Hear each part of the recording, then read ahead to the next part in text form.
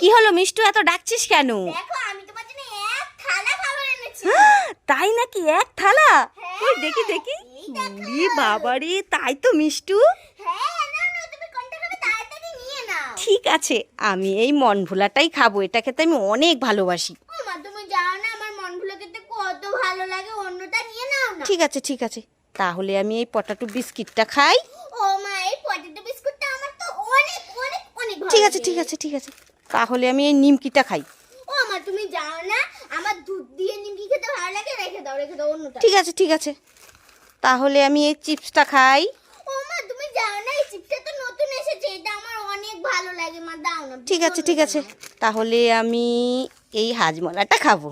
ও মা, হজমালা আমার অনেক ভালো লাগে, এটা নিও না প্লিজ।